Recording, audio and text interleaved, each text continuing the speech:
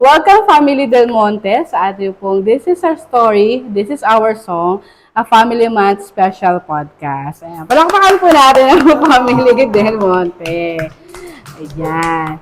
So, unang katanungan po para sa Family Del Monte, ano po ba yung inyong family tradition or mga activities or ways po ng pagbabanding nyo po? Coffee, madalas eh. Coffee. Si Ate Sophia. Ganon din. Coffee din. Talaga. Coffee is life. Habang nagkakape, may tinapay. Yeah. Ayun na rin, kwentuhan na rin, ganyan. Si Gabi, ano yung favorite activity niyo ginagawa as a family? Yun rin. Nagkakape ka din. Nagkakape din si Gabi. Sige po. Ngayon po ay dumako tayo sa ikalawa po nating katanungan kung saan yung patungkol nga po sa pinagdaanan po ng ating family, yung pagsubok, mga problema na napagdaanan po natin. Maaari niyo po bang itong i-share po sa amin? Sige, si Ate Sophia daw po. Nung nagbuntis ako sa kanila. Kasi yung may sakit ako sa likod. Inisip ko baka hindi ko kayanin yung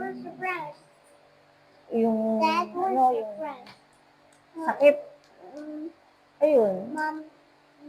So, masakit nga sa likod ko noong time na yun. Nung habang nagbubuntis ako, naging okay naman. Wala akong naramdaman na kung ano pang masakit. Kaya, Pero nung nanganak na, doon na lumabas yun.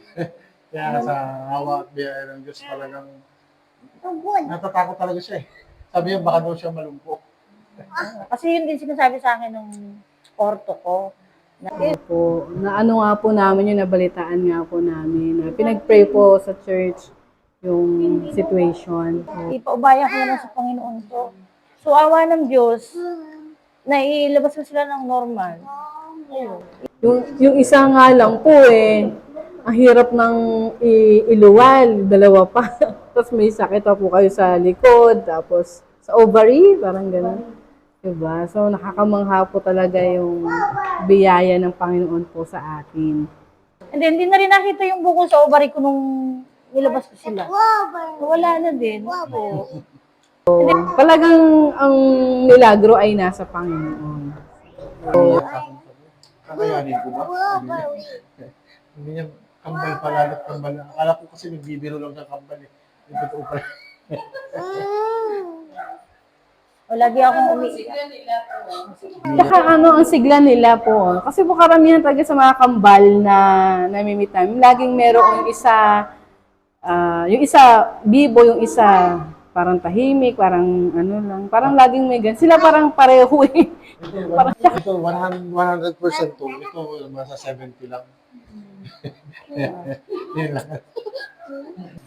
Sa akin naman is yung wala naman actually kasi na-orient naman ako na kahit saan destino. Yung dati ko kasi unit, medyo maluwag yun sa may allowance, sa uwi, laging okay.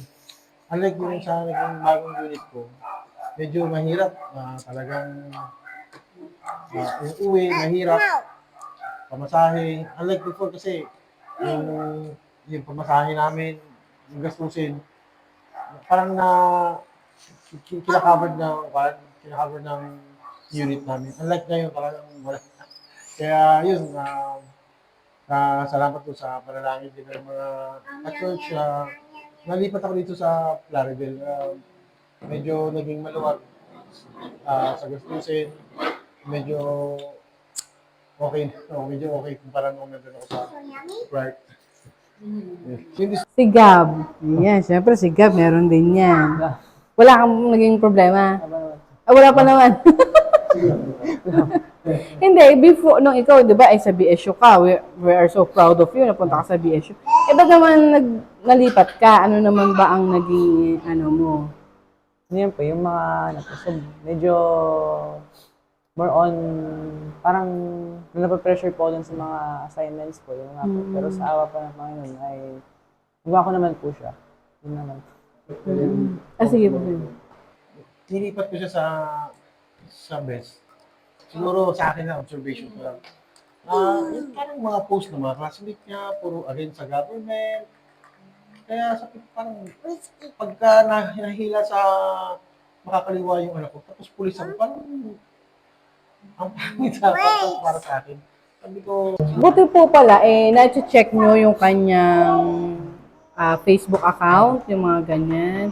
O kaya dapat, ano po sa ating mga parent na i-check pa rin po natin kung ano po yung mga nagiging activity. So, mainam nga po pala yun, naging ano po kayo.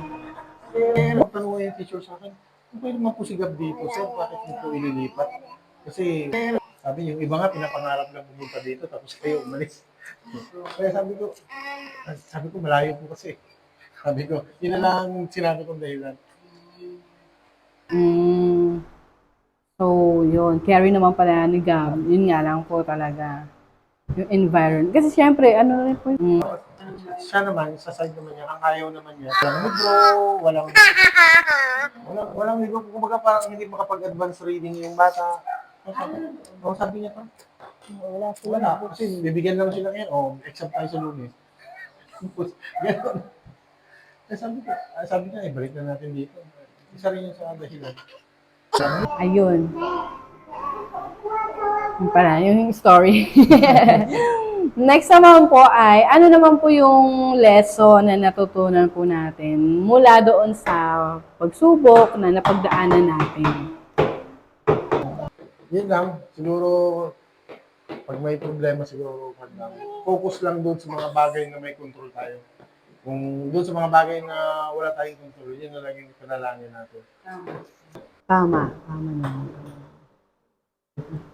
Ate Sophie, ano po ang inyong maipapayo sa pamilya po para sila ay maging matibay? Dahil yun nga po yung ating tema ngayong buwan. Opo. Ayun, maging malapit lang po sila, lumaki silang malapit sa Diyos. Ayun, may takot sa Diyos. At Alamin lang nila yung kung paano kung kailan hindi masaya yung kasama nila. At alamin din nila syempre yung saan sumasaya yung mga kasama nila. Kasi syempre pagka ayaw niya, syempre iwasan mo. Pag gusto niya, ibigay mo yung sa kanya yung kung saan siya masaya. Ngayong week nga po, yun ang ano natin yung patungkol sa love language. Yung parang, di ba? Kung paano, alamin natin kung ano yung love language ng kapamilya natin. Siyempre doon po, malalaman natin kung, halimbawa, pagka binibigyan ba siya ng mga regalo, ganun, doon ba niya nafe-feel na love siya or pag pinagsisilbihan siya, mga ganun. Malalaman natin this coming Sunday. Ayan na po. So, ngayon naman po ay yung title po ng ating kakantahin. Ano po ba yung title ng ating kakantahin, Kuya Gab? So yung kakantahin po namin po is Di Ka Nagkulang po. At bakit naman iyon ang iyong napili? Kasi po doon sa kahit na nagkulang po tayo sa harapan po ng Panginoon ay di kahit kailan di ka nagkulang. Kaya mo sa aking laging lahat, ang ibig mo sa aking walang hanggan. Ibig mo ako noon pa man. This is our story. This is our song.